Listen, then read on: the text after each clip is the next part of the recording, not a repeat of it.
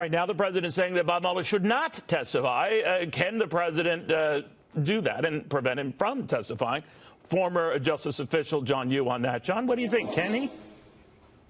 It's a very complicated question and really tests the waters, this constitutional conflict that is coming between Congress and the president that the courts really have never resolved. So if Mueller stays as a Justice Department official, then the president could just order him not to testify on the basis that the Justice Department has always tried to protect prosecutors and their decisions from excessive scrutiny. They don't want those decisions out in public.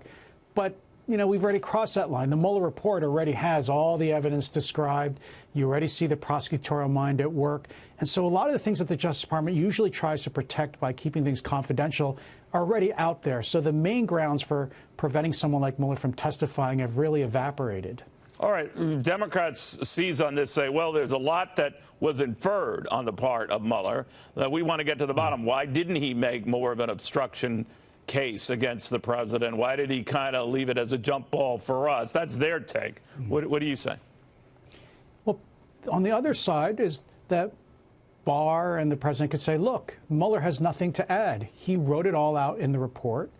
We don't want Congress trying to peer inside the minds of prosecutors. It'll create a bad incentive for future prosecutors who are always going to be worried then about people looking over their shoulders instead of making the right call about doing the just thing. The other thing I should have added is presidents have always tried to claim a kind of privilege to protect the internal deliberations of the executive branch, to try to preserve the ability to have robust and candid decision-making. They would worry that if the public and Congress are always second-guessing their decisions, people aren't going to speak up, people aren't going to say what's on their minds, and you'll have worse decisions as a result. So in the end, in the bottom line, I think Mueller, though, could just quit. This is the hard thing. What if Mueller quits? He's no longer an employee of the Justice Department. Then the president doesn't have as much ability to prevent Mueller from voluntarily testifying as a private citizen. So what do you think of the odds of that? I think in the end, Mueller will testify with some kind of conditions. But I think Mueller is a very play-by-the-book guy. So I think he's probably not going to depart hardly at all from what's already in his report. So I think you're going to have members of Congress like Jerry Nadler, the chairman of the House Judiciary Committee, are just going to be extremely frustrated, and they're going to continue to attack the Justice Department, unfortunately, because I think they did a very good job here. You know, while I have you, I haven't had the pleasure of getting your take on the friction or the appeared friction between Bill Barr and you know, Bob Mueller over the release of the bullet points and the summary of the Mueller report. What did you make of that and a fast friendship that turned fast non-friendship?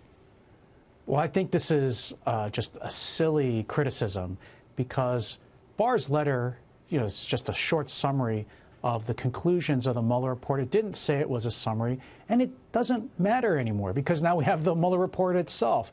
So the Barr letter is not even going to be the footnote to the footnote to a footnote in history. No one's ever going to remember this months or years from now. And I still wonder, John, you're the expert here, but is there anything that, if you think about it, Barr got wrong? I mean, there was no definitive statement one way or the other on obstruction. People could form their own opinions on that. But the report makes clear in the end, didn't have enough to go with it, didn't have enough not to go with it. So what did Barr supposedly get wrong? He didn't. He didn't get anything wrong. The people who are criticizing him are saying, well, he didn't provide the full context, so it altered the narrative. That's not Barr's job. Well, that would have Mueller's delayed the release of the narrative. report itself at a heated time when everyone wanted it out, right? Exactly. I think Barr made the right call. He could have slowed down the release of the report and issued some longer letter, but he chose the other way, get the report out fast. I think that's what was best for the American people. All right. Thank you very, very much, John. Good seeing you again. Great seeing you, Neil.